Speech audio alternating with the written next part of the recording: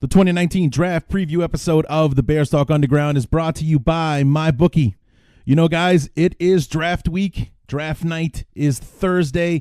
We got Friday and Saturday as well.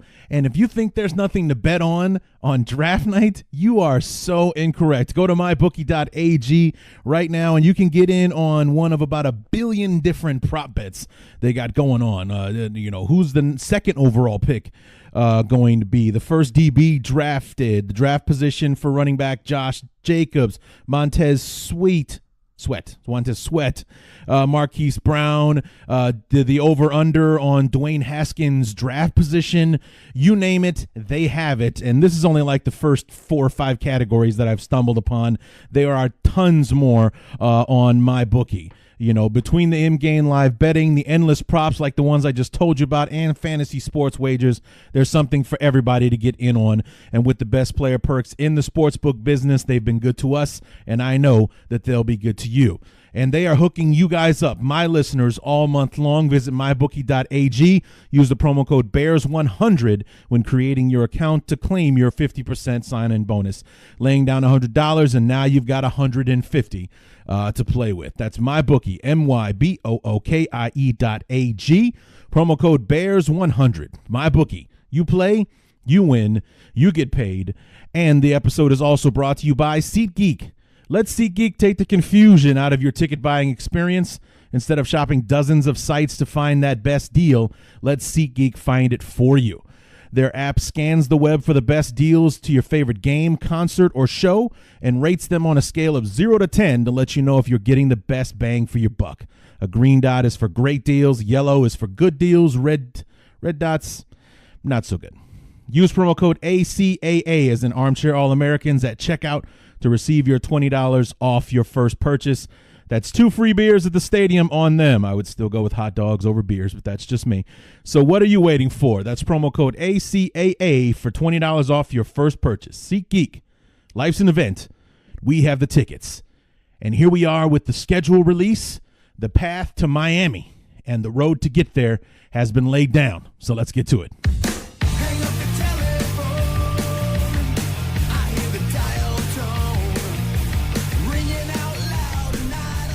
The path to Miami has been laid down by the NFL with the release of the schedule last week. And here I am to tell you what that road is and the many obstacles our beloved have to face in order to make it to Hard Rock Stadium in February of 2020. What's going on, everybody? Larry back, the schedule release show for the 2019 season of the Bears Talk Underground. Very excited to be back. Hope everybody enjoyed the Scott Wright episode previewing the NFL draft. Look forward to having him back on next week to wrap it all up and have him talk to us about the players the Bears did end up with and talk about Kyler Murray. And the one thing I failed to ask Scott Wright, and I kind of kicking myself ever since, was, you know, it's kind of a consensus that Kyler Murray is going to go number 1.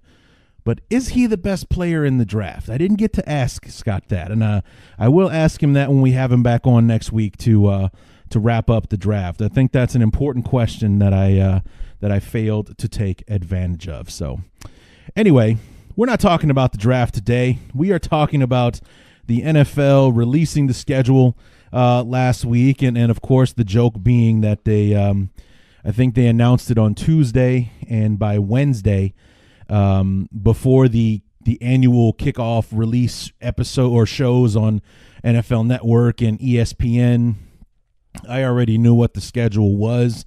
I think the worst that I have done on the eve of the schedule release is, I think 11 games is my floor so far. Like, I've known before the schedule was released what 11 of the 16 games were going to be, not counting the bye week and everything like that. So, I mean, it's for somehow, like, once they make the announcement and we know that we have a schedule, the leaks, it's like, like that, like you like trying to plug a hole in a dam with your finger, and another hole, hole just keeps popping up. And, by the time the schedule release is official, where we've run out of fingers and there are leaks all over the place. So, I mean, I got all kind, and I'm not even somebody that's actually actively seeking the information.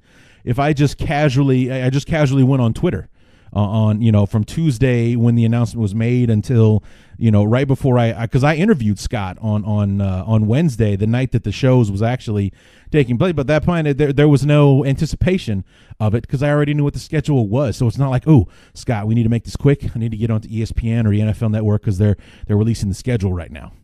I already knew what it was, so no big deal. But like I said, I just casually went onto Twitter, and every other person that I was following, whether it was a Chicago beat writer or some kind of insider, Ian Rappaport or somebody like that, was talking about this game or that game, and because the Bears were 12-4 last year, and you guys know it's one of the cons, if you will, of the Bears having an exciting season, especially when you get your hands on a guy like Khalil Mack. People want to see that guy play. And, a lot of afternoon games, a lot more primetime games. So we're going to be short on noon games. We'll talk about that here in just a minute. But, a lot of the national reporters were making, statements about this game or that game having to do with the Bears, like where it was like when the Bears were playing the Chiefs, when the Bears play the Rams or the Saints or something like that, those big, marquee games. And, of course, every one of those games I just told you about is a national TV game in one form or another. So it's going to be a very interesting year. We'll talk about the schedule here in just a sec. But we got some news and notes that I want to get through first. Real quick, just off the top of your head, knee-jerk reaction, the top draft choice in the history of the Chicago Bears. If your answer was anybody other than Walter Payton, you should go drown yourself in a toilet right now. You don't deserve to be breathing oxygen with the rest of us on this planet. Now, granted, Sweetness was the 4th overall selection in the 1975 NFL draft, but, how many times have we seen the number 4 overall pick end up to be nothing and no one, and not only was he something and everything, something and someone for the Bears, he, in my opinion, the greatest football player to ever wear a uniform, and certainly the greatest player to ever wear a Bear uniform for sure. So I don't even know who came in second or anything. Maybe it was like an Urlacher or a Singletary, or a guy like Richard Dent, who was an 8th round pick that ended up being a Hall of Fame player. But it just said that Sweetness was number 1, and that was pretty much the end of the conversation right there. Speaking of running backs, Tariq Cohen making his first public statements on the Jordan Howard trade, saying that it did hurt him a little bit, but he understands that it is a business, something the team felt they had to do, moving on from his backfield mate for the first 2 years of his career.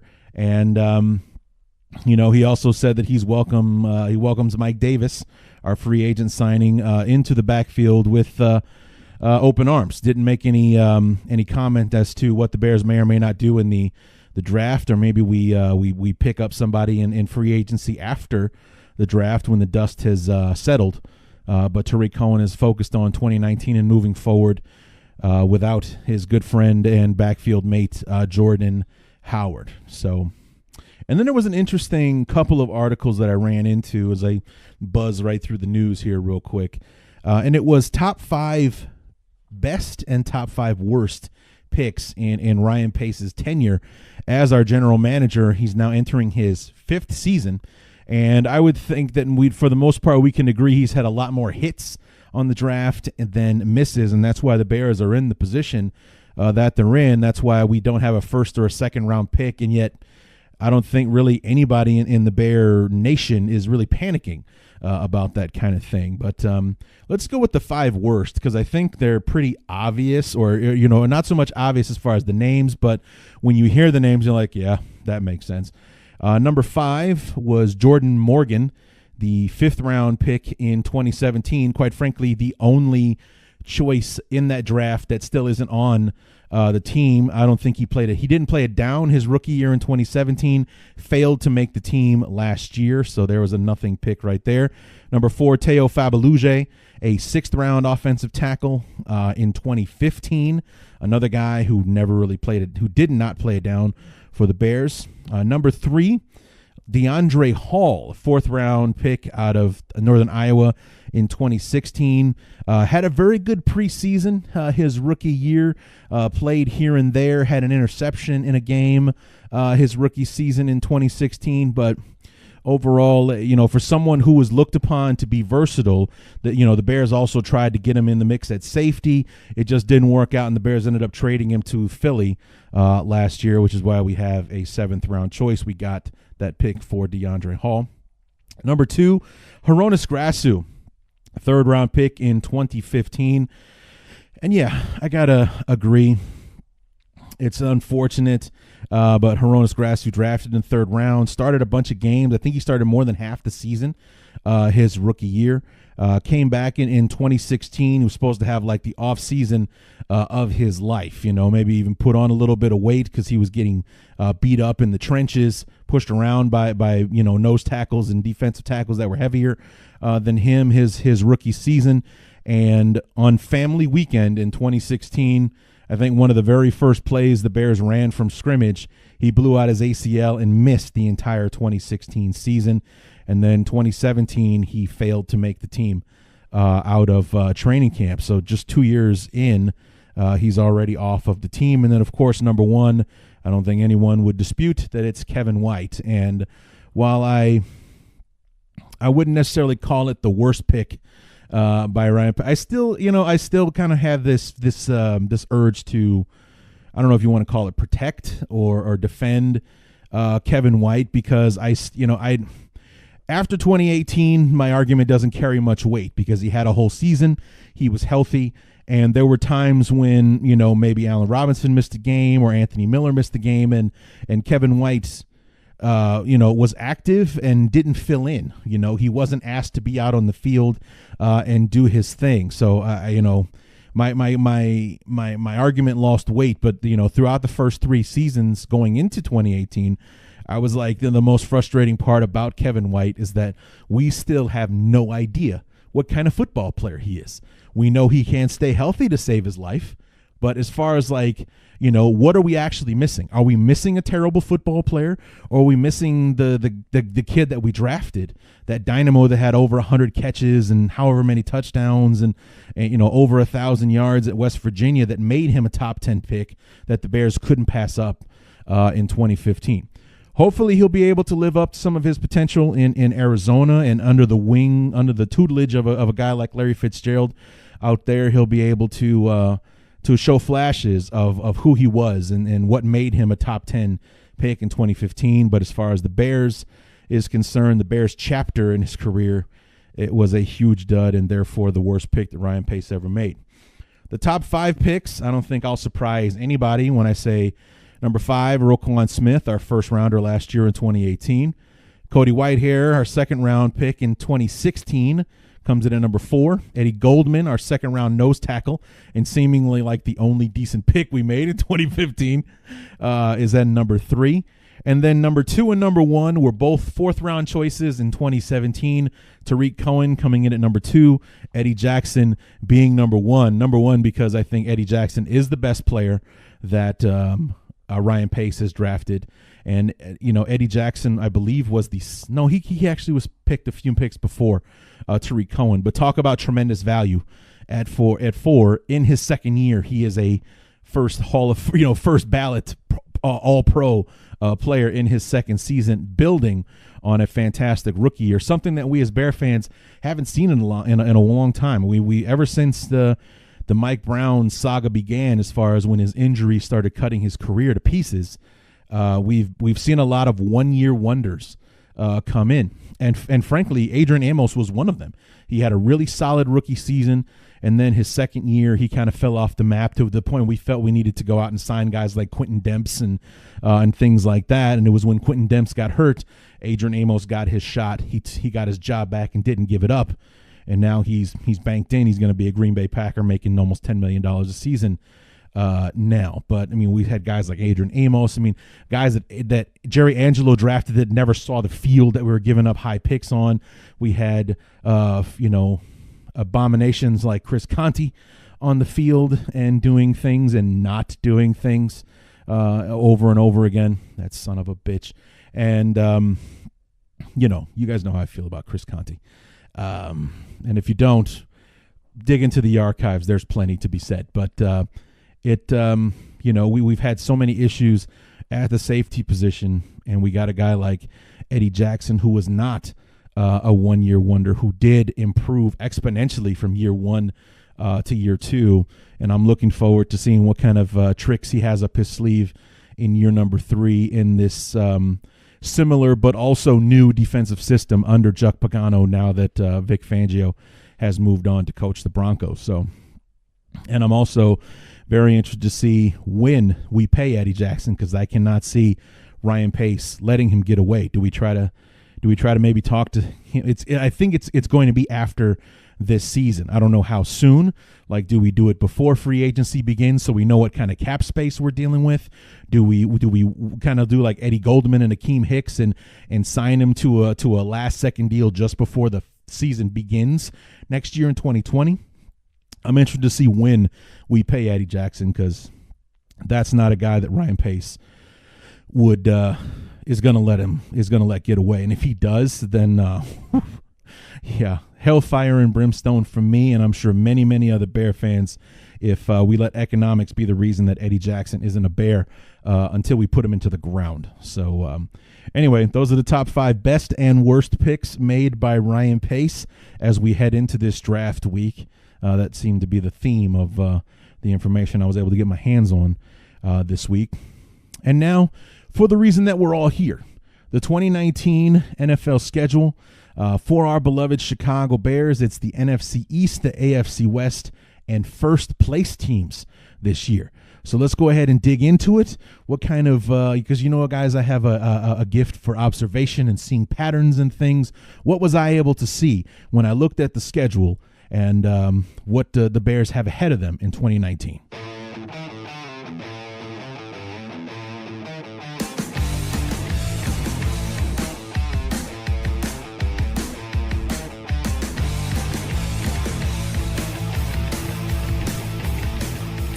Before we dig into the regular season schedule, the dates and times and whatnot have been finalized for the preseason. The Carolina game at home will be on Thursday, August 8th. The following week at the Giants will be Friday, August the 16th. The dress rehearsal game, the third game of the preseason, at Indianapolis on Saturday, the 24th. And then we finish the preseason versus Tennessee on Thursday, August the 29th. So we play 4 games in 21 days in the preseason to get ready for this charge into 2019. So again, in talking about the preseason, and I mentioned it last week on the draft preview, was that I'm interested to see if Nagy kind of sticks to his guns the way that he did this past preseason, with the amount of time that the starters saw the field. I don't really see a reason for him not to, considering how it worked out. I mean, maybe Mitch looked a bit rusty early on in the season once we got outside of scripted plays, but he was very comfortable with where Mitch was as far as the reps in practice and so on and so forth, the live reps that he took in the preseason games and everything. And we all thought he was nuts, but the season ended up being what it was, so I guess he wasn't too wrong about it, and he's got that leverage to lean on as far as taking that path once again. I know as a fan, I would like him to go in the opposite direction so that I can see as many of my favorite players play as much as is possible in the preseason before we actually get to the regular season. I mean, it can be a long and arduous month, as it was for us as fans last year, to barely see the starters play. And, it just made for a very uninteresting preseason, aside from that dress rehearsal game against the Chiefs, where Chase Daniels and Javon Wims kicked the crap out of the Chiefs in that dress rehearsal game. But other than that, it was, much to do about nothing as far as, watching the games and all that kind of stuff. The guys that were making plays didn't play during the regular season. So, I mean, maybe it was beneficial to the coaches and the players themselves, but as a fan, it wasn't very entertaining because you didn't know who the hell these guys were most of the time. So, as a fan, I hope Nagy goes in the opposite direction, gets the starters a few more reps than he did last season so that the preseason games would be a bit more interesting, because even though it's the Bears that are playing, you have little to no emotional interest in those games because they don't count. Win or lose, it does not matter. It doesn't matter whether the Bears are winning by 50 or losing by 100. The outcome of the game doesn't matter. Therefore, I'm not emotionally wrapped up in it. I just want to see the guys that I like playing a lot more than they did last year. Maybe not a lot, a little bit more. Get them a few more reps. Don't get them hurt. Get them to the season healthy and so on and so forth. But we know we're not going to see a starter play a down against Tennessee because we play week 1 to kick off the 2019 season on Thursday Night Football. We are the kickoff game this year at home against the Packers, kicking off our 100th season and the NFL's 100th season with the NFL's oldest rivalry. And, I hope it is a good game. I really do. As a football fan, I hope it's a good game. As a Bear fan, I hope we murder the Green Bay Packers week 1 at home in Soldier Field. I want Khalil Mack to sack Aaron Rodgers with his booty 8 times in that game. I just want him to moonwalk his ass into Aaron Rodgers' face 8 times and just take him to the ground. I saw a viral video the other day of puppies being introduced to babies for the first time, and this dad kind of showed the baby to this little tiny puppy, one of the little tiny ankle biter dogs, and the dog immediately rolled over and showed his belly as a submission to show that he was kind of welcoming the kid into the family and everything. And that's what I want to see Aaron Rodgers do when he sees Khalil Mack coming. I just want him to roll over on his back and just show his belly, his vulnerable torso. Just show it to him, and so Khalil can just come in and tap him as he's on the ground and collect another sack for his statistics. So that's what I want to see happen about a dozen times in that first game. But it's on Thursday night. It's NBC, Thursday Night Football. That's as big as it gets for kickoff, especially if you're a Bears fan. And I'm looking forward to it because there's blood in the water. You got to know that even though the Bears did technically avenge that loss against Green Bay week 15 of last season when we beat the Packers to A, knock them out of the playoffs, and B, win the NFC North, that week 1 national TV, that's the actual revenge game there. Everyone wants to talk about how it's going to be a revenge game for Khalil Mack a few weeks later when we play Oakland in the UK. I don't think the revenge is going to come from Khalil Mack. I think it would, if anything, is going to come from the Raiders for wanting revenge on on their season going down the tubes because they were stupid and got rid of Khalil Mack. But we'll talk about that game here in a second. So that's week 1, Thursday Night Football, kickoff game, NBC, home versus the Packers to kick off 100 years of Bears football, 100 years of NFL football. Week 2, a familiar face at Denver, Vic Fangio, Sunday the 15th on Fox in the late game. So that very much might be America's game of the week. So that's another potential national TV game, or at least a game, those late games. There's only maybe 3 or 4 late games going on any given week. And a game like Chicago versus Denver, 2 very popular teams, could be on in about 80% of the country. So it might as well be the national game of the week. I have no doubt that it will be that early on in the season. Fast forward to week number 3, potentially our 3rd national TV game in 3 TV appearances at Washington on Monday Night Football. This is our one and only Monday night appearance this year. Much like last season, we got that Monday night appearance out of the way early against the Seahawks week 2. This year we do it on the road at the Redskins week number 3. Interesting to see what the quarterback situation is going to be for Washington. Are the Redskins going to draft somebody? Are they going to stick with Case Keenum?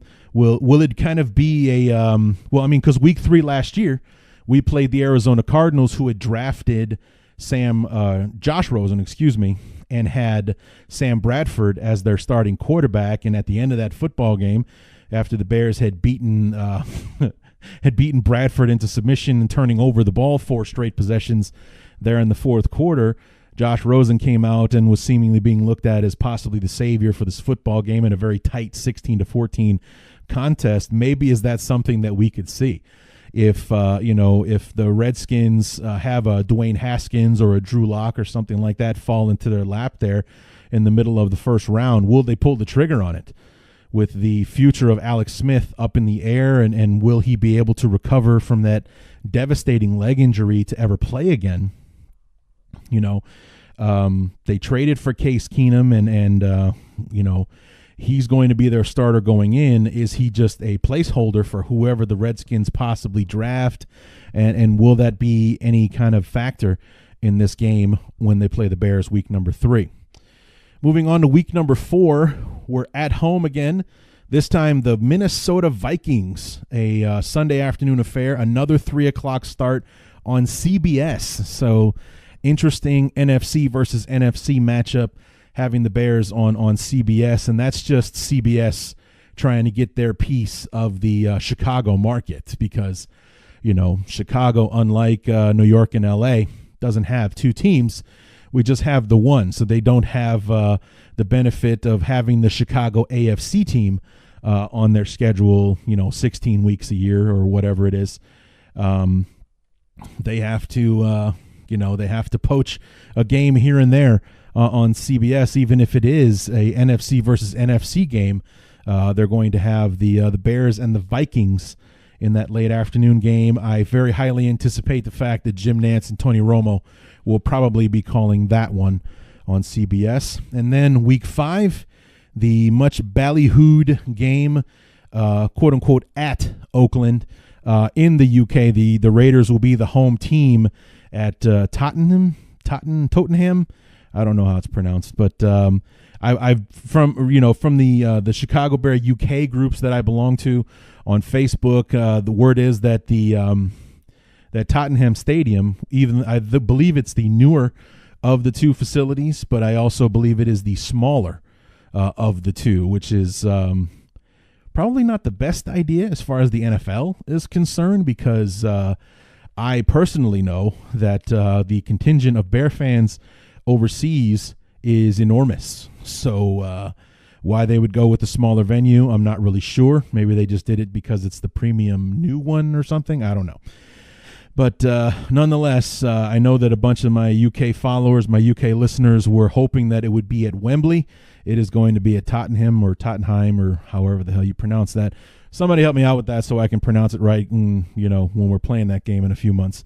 But nonetheless, everyone's been toting this as some kind of revenge game. I honestly don't see it that way.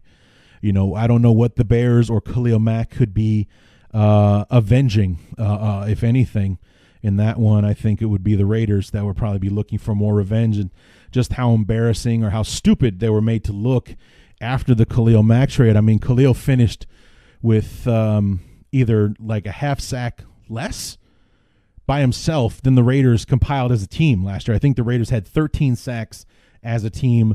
Khalil had 12 and a half by himself last year. So, and then, of course, John Gruden foolishly keeps going out into the media and talking about Khalil Mack and early on in the season talking about how it's difficult to find a pass rusher when he had one of the best under his arms and didn't want to pay the guy. He shipped him off for a bounty of draft picks. And it's, as big a gamble as it was for the Bears, I still think it's an even bigger one for Oakland, just because what's the guarantee that pick is going to even be as remotely good as Khalil Mack? Whether he's an offensive or a defensive player, you give up a once-in-a-lifetime generational talent for the possibility of drafting someone who might have a decent career, To me, it's a gamble that's simply not worth it. You bet the house on the guy that you got, and thinking that you'd be able to find someone even like him in the draft, a special once in a lifetime talent. It's stupid. So I mean, if anybody's looking for revenge, it's the Raiders, because they know they made the wrong call, as opposed to the Bears or Khalil Mack having to avenge or seek revenge for anything, because it's not like Khalil Mack's reputation took a hit or anything like that when he decided to hold out for what he was worth.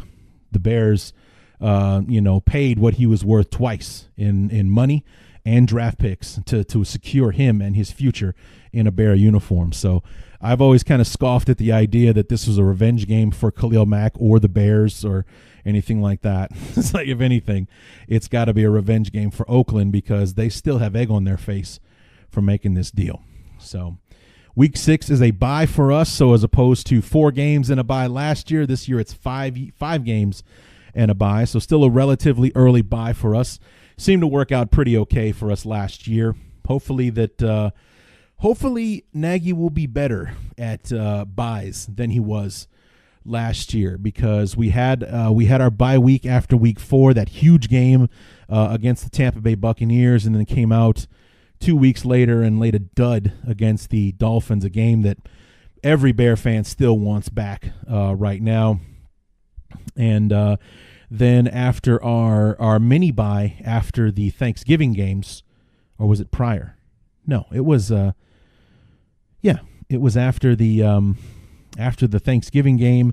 We played the Giants and lay another egg against the Giants. We were able to battle back and send it to overtime, but in the end, it didn't matter. Too many mistakes, and I don't know what it is.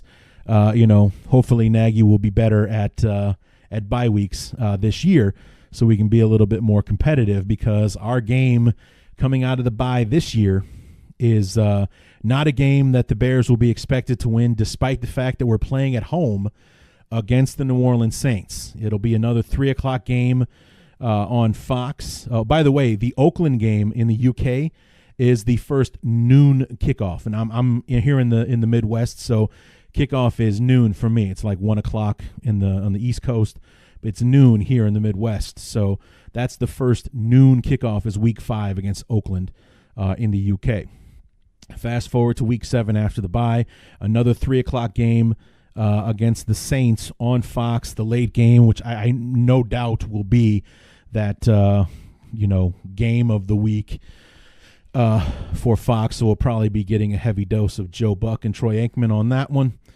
And then another playoff game, or playoff team, I should say, a week later, also at home with the LA Chargers, also on Fox. This one is a noon start, so only our 6th game of the season, and yet only our 2nd noon start. Looking forward to that one. It's our third game against the AFC West, because we've already played Denver and Oakland at this point. Week 9, this is our revenge game.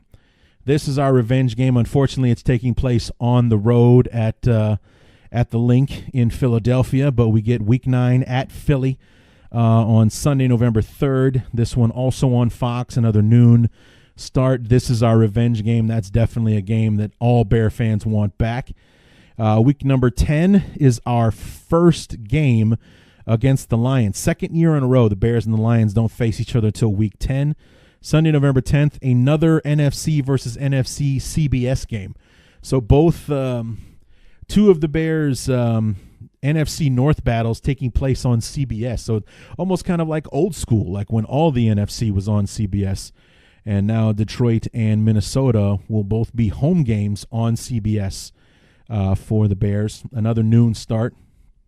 Then we're getting into the real thick of the schedule for the Bears. Week 11 on the road, NBC, Sunday Night Football at the Rams. So here we go, and another Sunday Night Football matchup with the Rams on national TV. The last one did not go well at all for them. In fact, anyone who's got any kind of knowledge of the game would know that was pretty much the game that laid the blueprint on how to beat the Rams.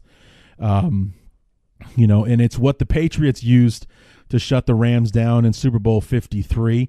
That's how Belichick and company were able to hold that offense to a whopping 3 points in the Super Bowl. And, I think that Sean McVay was mic'd for that game, and I saw a clip of him early, like I think maybe even in the first drive of the game, saying, "That's the Bears defense, isn't it?" Yeah, that was the Bears right there. That's what Belichick was running against the Rams to shut them down. So that's a revenge game probably for the Rams, and they have the benefit of playing this one at home in Los Angeles in the warmth of the West Coast. And even though it doesn't get bitterly cold around mid-November in the Midwest, it's going to be a hell of a lot warmer in L.A. than it would be in Chicago that time of year, plus their home field advantage.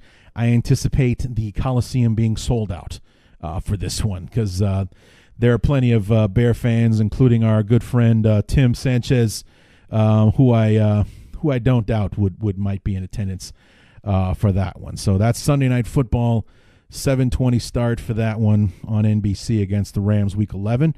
Week 12, here's a revenge game for the Bears at home against the Giants on Fox, the November the 24th. A noon start for that one. And here we go again with the 3 games in 11 days routine for the Bears. So hopefully the Giants will be awful, so there won't be any temptation by the NFL to flex this game, thus giving the Bears a new world record time of time to get prepared for our Thanksgiving game against the Lions 4 days later. And, hopefully that game stays at noon so we have the extra time to get ready for the Lions on Thanksgiving Day. So Week 12 at home against the Giants on the 24th. Week 13 on the road at Detroit, Thursday the 28th, a.k.a. Thanksgiving. Also another 11:30 start. The only difference here is that it's on Fox instead of CBS. So Joe Buck and Troy Aikman doing the early game on Thanksgiving with the Bears. Then something the Bears did back in 2014, actually playing the exact same 2 teams in the same 2 locales, playing a Thursday game again the following Thursday on Thursday Night Football at home versus the Cowboys, also on Fox and or the NFL Network. I think they're streaming on Amazon still. I think that deal is still in place if you're a streamer. But 7:20 on Thursday night, Bears, Cowboys, Thursday Night Football. Interesting to see who the Cowboys are going to be this year. They were kind of a fringe playoff team last season. We'll see how they manage this year. Then Week 15, second year in a row, taking on the Packers. This time it will be in Lambeau, Sunday, December 15th. So here's our other mini bye. We're going to have 10 days from playing the Cowboys at home to get ready for the Packers in Lambeau on the 15th. Will Nagy and the Bears be able to respond appropriately as opposed to how they answered their bye weeks a year ago? Hopefully that will be better. A noon start, Bears at Packers, week number 15. And then week 16, it's as close to a main event of the season as you're going to get. A possible Super Bowl preview, knock on wood. Week 16 at home, Kansas City Chiefs, Sunday Night Football on NBC, 7:20 start there. It's Mahomes and Trubisky, the top 2 quarterbacks selected in the 2017 draft. Mahomes coming off an MVP season last year, took the Patriots to overtime, and if not for his defense, he could have been playing for a Super Bowl last season. The Chiefs didn't bring a defense to that AFC Championship game. That was the whole problem. But they're coming to Soldier Field late December 22nd. Weather probably not going to be a factor because Kansas City is also a cold weather team, especially that time of year. They're both Midwestern teams, and Midwestern winters can be brutal. And then for the 4th year in a row, the 5th time in 6 years, the Bears finish out the year, Week 17 at Minnesota, a noon start on Fox before getting ready for what may be in the playoffs. So there is the 2019 schedule for you guys. Now, what did I see when looking at the schedule? Sitting back and taking another look at it, as opposed to last year where Green Bay was our one and only division game for the first 10 weeks of the season. We have 2 division games, 2 in the first 4 weeks. We play Green Bay week 1. We play Minnesota week 4. So, but then we don't play another division game until week 10 when it's the Lions. We play the Lions week 10, week 13. Last year was week 10, week 12 for Detroit. We played them back-to-back, essentially, last year. But, it was 1 division game in the first 8 weeks last year and 5 in the second half. This year it's 2 division games in the first half of the schedule, 4 in the last 8 weeks of the year. We're playing Green Bay in the exact same spots as we did last year, only the locations have changed. Last year was week 1 and week 15, week 1 in Green Bay, week 15 in Chicago. This year it's the other way around, week 1 in Chicago, week 15 in Green Bay. Will also be our first look at Adrian Amos in a Green Bay uniform, and I almost threw up in my mouth just saying that out loud. Playing the Lions on Thanksgiving week or Thanksgiving Day, second year in a row. Well, hopefully that will continue to go well for us. As I said just a moment ago, 4th year in a row, ending the season in Minnesota. I do not understand what the NFL's obsession is with the Bears having them finish the season in Minnesota. I would like to flip. Let's go week 4. Let's go to Minnesota and bring it home to Chicago week 17. How about we do that? That would be fantastic. Week number 2, that is our visit, our first road game of the season at Denver versus Vic Fangio and Bryce Callahan, who did sign with the Broncos. As we mentioned before, in the UK versus Oakland, week number 5. That's our first UK trip since 2011 when we put a whooping on the Tampa Bay Buccaneers in the UK back then. One of my favorite Matt Forte runs of his career. It was a great touchdown run. My favorite moment of it was he put a move, like he was coming up on a DB. He put a move on the DB and kind of juked to the inside, and when that DB went to make his move, he ran face first into a defensive lineman that was trailing Matt Forte. So those the 2 Buccaneers smashed face to face into each other as Matt Forte split right in between them on his way to the end zone. It was a pretty badass run. Still one of my favorites. Let's see. We get our rematch. That's our true revenge game, week 9 against Philadelphia. The only unfortunate thing is that it's taking place in Philadelphia, so we don't get to carry out our revenge in front of the home crowd to avenge that embarrassing, should not have been a loss to the Eagles. But beating them will be enough, and of course that will be our first look at Jordan Howard in the flesh. Hopefully he'll have a shoulder injury or a hamstring or something that will keep him from playing against us. Nothing that will keep him out for more than just the week that he's playing against the Bears. Maybe they hold him out for a concussion protocol or something. I don't know. DUI arrest, I don't care. Something just to keep him out of that game. Just because in the past that has never worked out well for us. Remember that first game we played against Cedric Benson back in 2009? Our first game against Benson, he was playing with the Bengals. He runs for like $180 and 3 touchdowns against the Bears. Now, granted, that was a game in 2009. We weren't very good. We were playing without Urlacher, but he still ran for nearly 200 yards and 3 touchdowns on us for a back that just – Cedric Benson was never that good of a football player, and he made us look ridiculous that day. That really sucked. I don't want to see that happen against Jordan Howard. As much as I love Jordan Howard and I wish him the best in Philly, I hope he's unavailable that day. I just really do.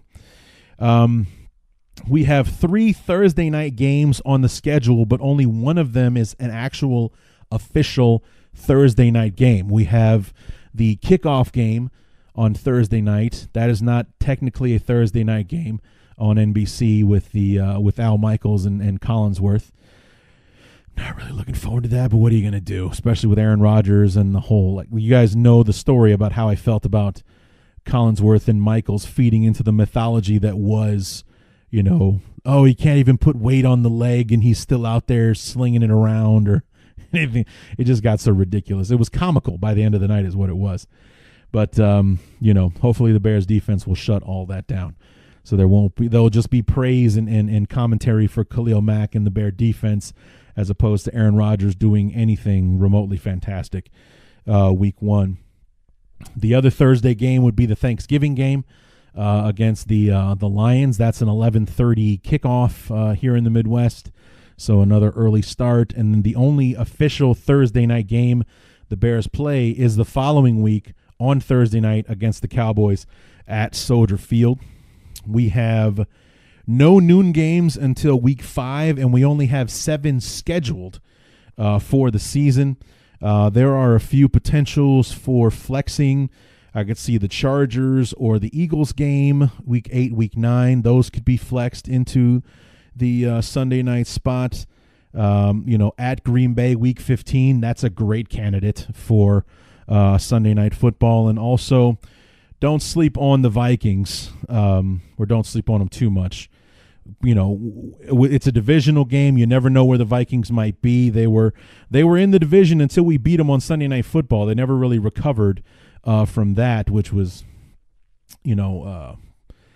cemented by the fact that we ran them out of their own stadium week 17 last season. But, we only have 7 noon games, and I think the potential for 3 of them to become Sunday Night Football games or move to the 3 o'clock slot to get a national TV audience kind of thing is there. We're going to have a lot more 3 o'clock starts. We only have 3 o'clock starts, but we also have 5 national TV appearances.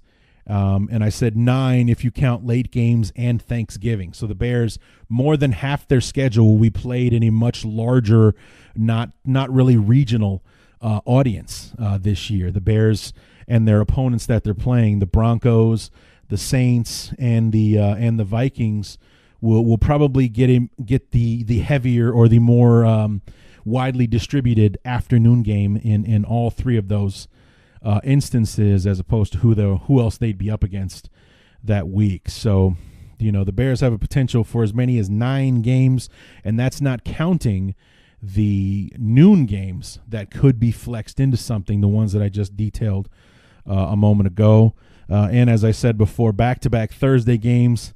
The last time we did that was in 2014, and last year we're also at Detroit for Thanksgiving, home for the Cowboys the week after. Hopefully those games don't happen again because we lost them both. That was in the 2014 inmates are running the asylum season, the last of Mark Trestman's miserable run as head coach of the Chicago Bears. So there you have it, guys. That is the 2019 schedule as I see it.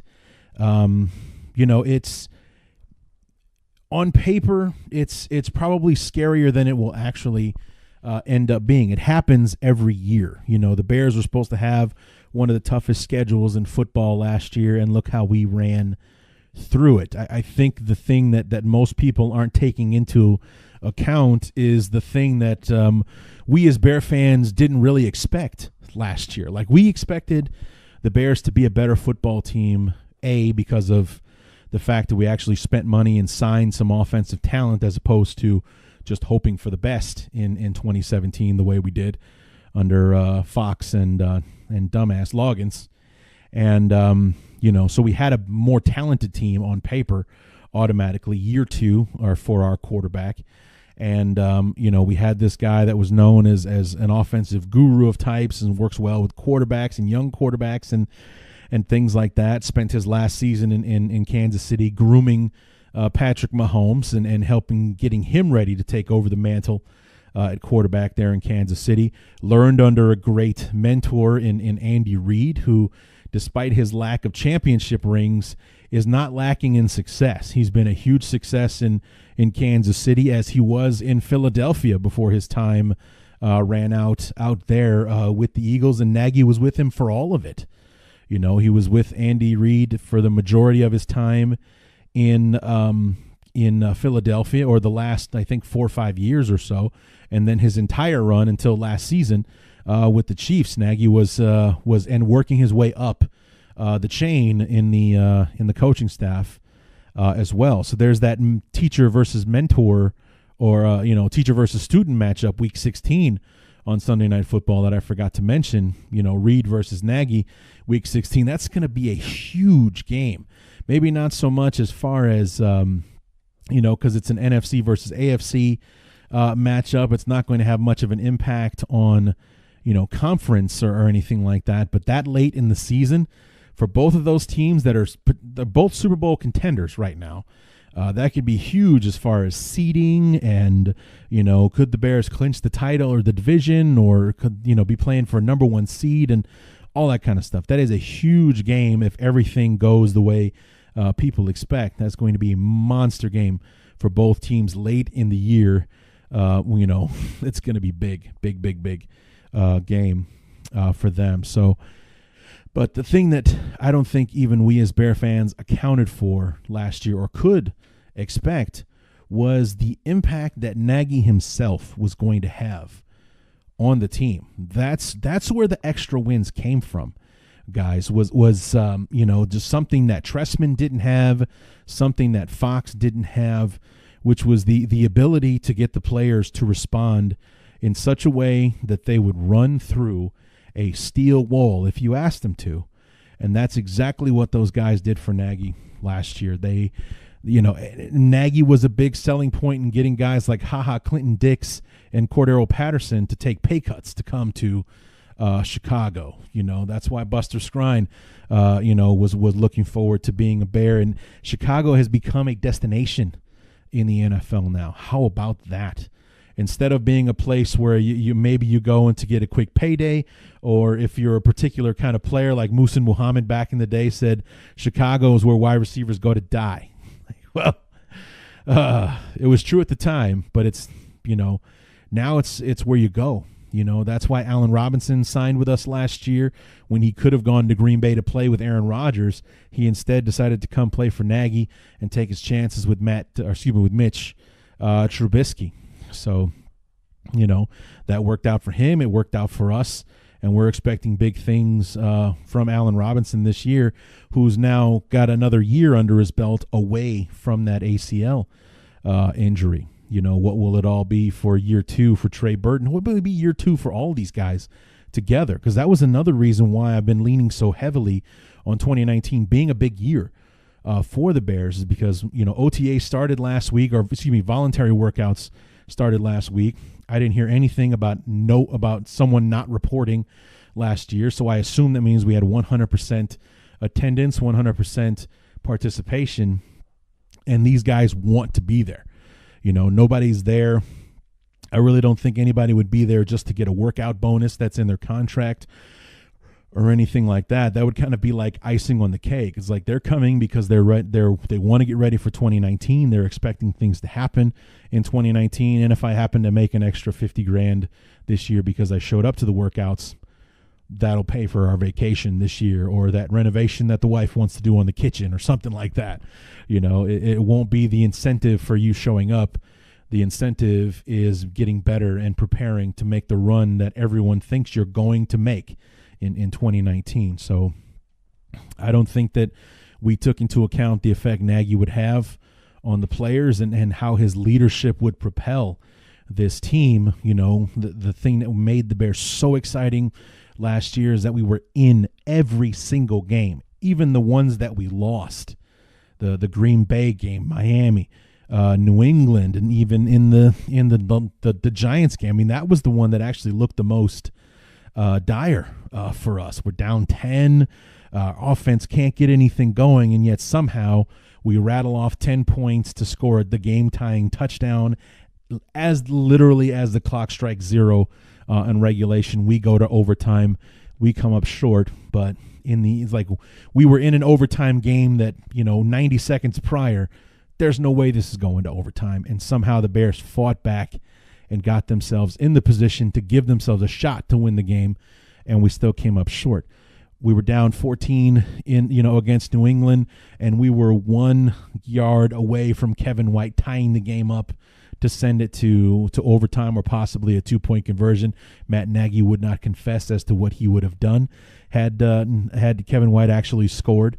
But, we fought to the very last second and almost took the Patriots to overtime, where I'm pretty sure we could have won that football game. Akeem Hicks making that play on I think Kenyon Drake, the running back for the for the Dolphins. I mean, they're running the football down our throats. Our defense is wore out, and Akeem Hicks makes a play that forces the fumble that the Bears recover at the 1 centimeter line that kills the Dolphins from walking away with a overtime victory over the Bears. Now all of a sudden we have the ball, we're going the other way. We have a chance to win this game now, and thanks to double doink, we didn't get there. And then of course week 1, we were a dropped interception away from winning that game week 1. And then, of course, we won the other 12 games. Whether it came down to the wire or anything like that, the Bears were exciting to watch. Whether we were blowing out the Buccaneers or dominating the Rams, beating up on the Vikings and things like that, it was an exciting team to watch all 16 games last year. I don't think aside from the. I think that if you had to put a tag as far as what was the most boring game last year, I'd probably put it on that Arizona game. We came out flat. We're down 14-0 early on. We kind of had to dig and scratch and claw our way back to a 16-14 lead before taking over and winning that football game. That was the one. We couldn't get anything going on offense. That was the one where I would probably put that was probably the most boring game of the year. But pretty much everything after that, the Bears and the 6 sacks against the Seahawks week 2, and everything else that we did, week 4 we rattled off 48 against the Buccaneers. That certainly didn't suck, with Mitch throwing for 6 touchdown passes. The Miami game was certainly exciting, a lot of back and forth there, being able to punch New England in the mouth early on, and Mitch running all over the place against them, that crazy touchdown that he ran for. And so on. You guys know how the year went. We were in every game.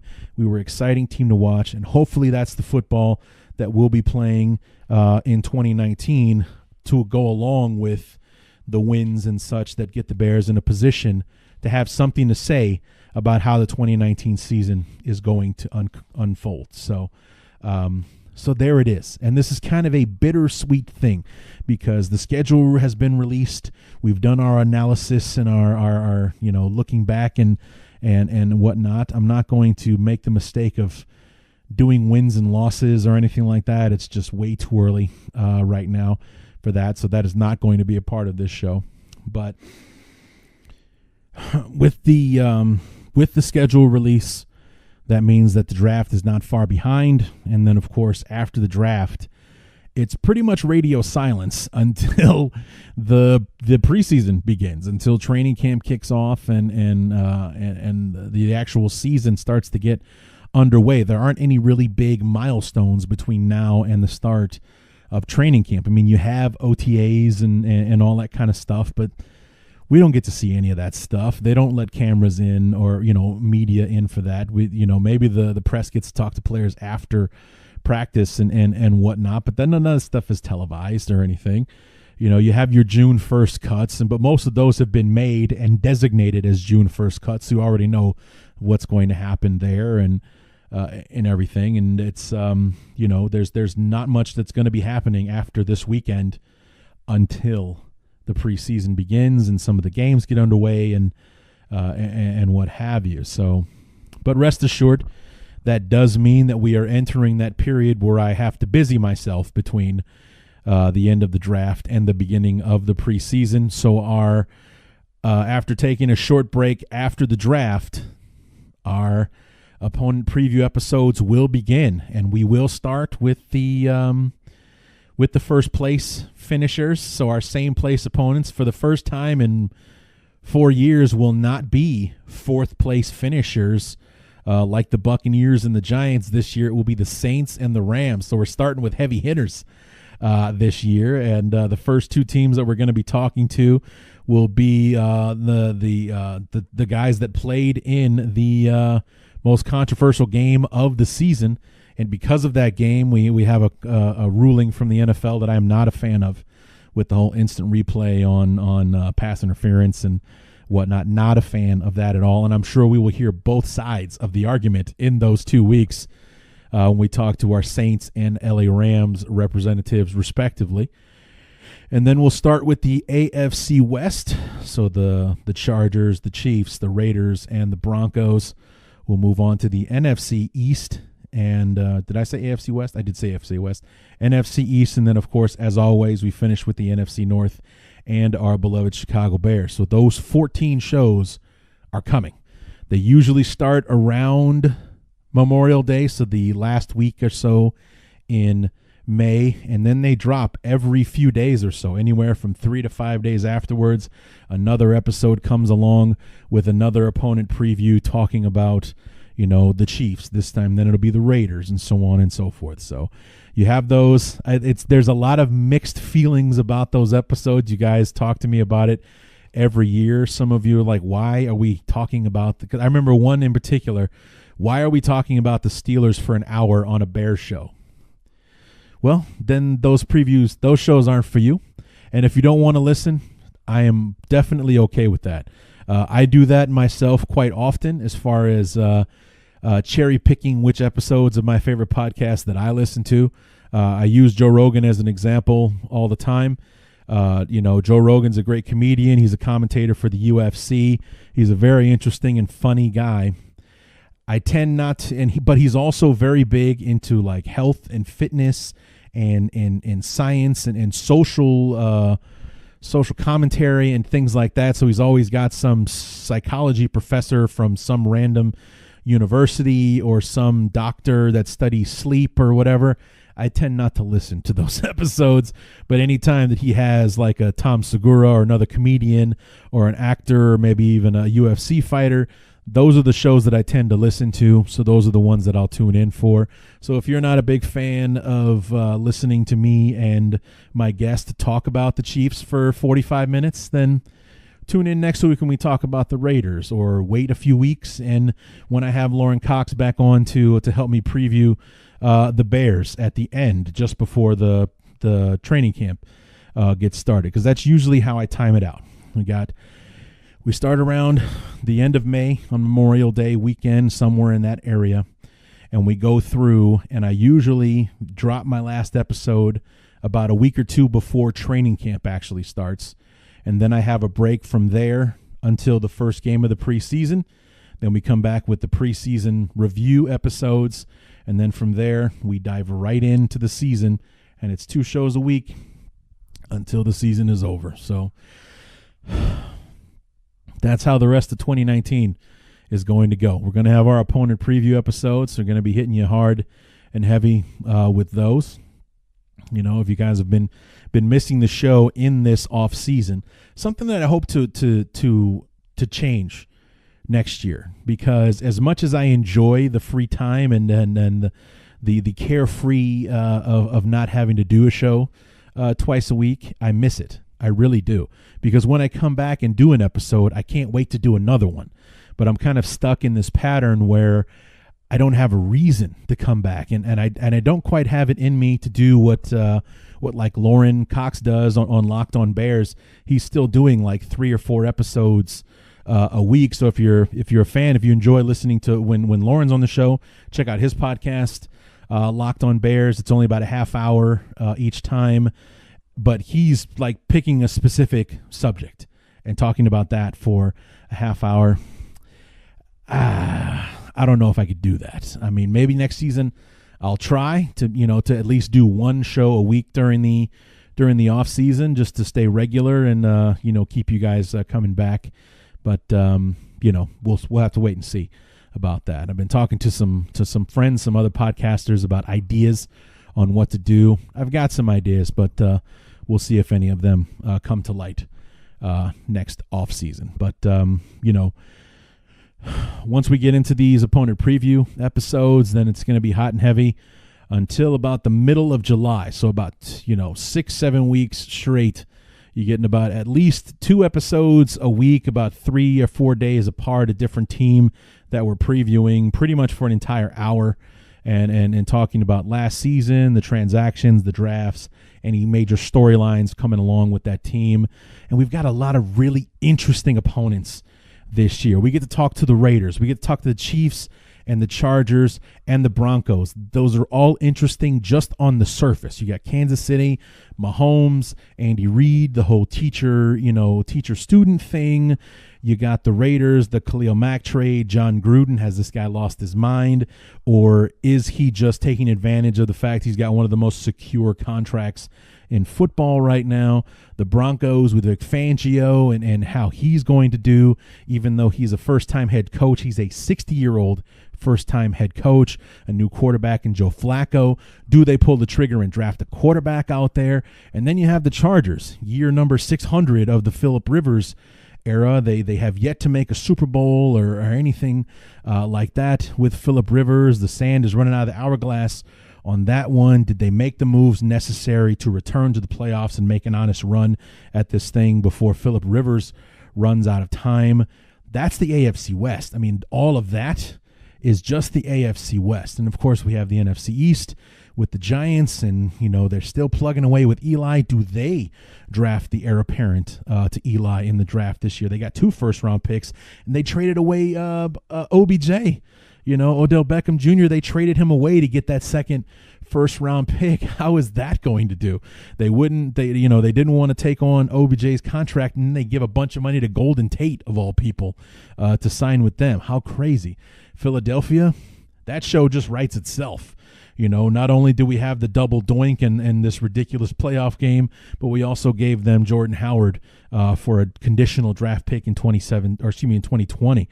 We have the Cowboys and can they remain? Jason Witten coming out of retirement, where he did an awful job as the color man on Monday Night Football, and now he's going to go back to playing tight end for the Cowboys again. And then you have the Redskins, and you heard me mention them a moment ago, where they've got Case Keenum at quarterback. Do they draft somebody? What's the status with Alex Smith? Is he done, or is he just going to be out because it's, the leg injury is too heinous to come back from in such a short period of time? Because it happened late in the year. I think it happened in November last year. So, and then, of course, our storylines in the NFC North with the Packers and their new head coach, Minnesota in year number 2 of Kirk Cousins, where they fell flat on their faces last year, and then Matt Patricia in year number 2 in Detroit. Did they make the necessary moves? Will they be able to compete in the NFC North, where everyone else in the division seems to kind of be leaving them behind? So, I mean, this is just on the surface, off the top of my head stuff. And, before we get to dig into anything else, who they signed, who they drafted, any other storylines, this is just the basic stuff, and I'm shooting up from the hip here. Imagine what those shows are going to be like when we have the version of me, when we have the Detroit version of me, Jeremy Reisman, the diehard Detroit Lions fan, filling us in on the other stuff that I missed. So looking forward to having those conversations. I really love connecting with those people and getting another chance to talk with people from the AFC West. Looking forward to that as well. So that's what we have to look forward to. But before we get to any of that, we have our draft review show next week. Scott Wright has agreed to come back. We'll just figure out a time next week for us to sit down and chat and go over the Bears and their selections and talk about the draft in general and everything else. That will be up next. I'd say around next Thursday or Friday is when that show will be coming out. So be sure to tune in for that one. Be on the lookout and make sure to follow me on Twitter at BTU_Larry, BTU Bears Talk Underground _Larry. You can also join the Facebook group, Bears Talk Underground. Just search that on Facebook and you will find us. So join the group, take part in the conversation. I'm very responsive on social media. If you want to hit me up with questions or, tag me on articles that you think might be interesting, could be something for me to talk about on the show, a subject, that kind of thing. So I do this show for you as much as I do it for myself. So if you guys want to contribute, feel free. I'm always open to listen. So anyway, that is going to do it for the 2019 schedule release show for the Bears Talk Underground. Until next week when we're doing the draft review episode, my name is Larry D, and this has been the Bears Talk Underground.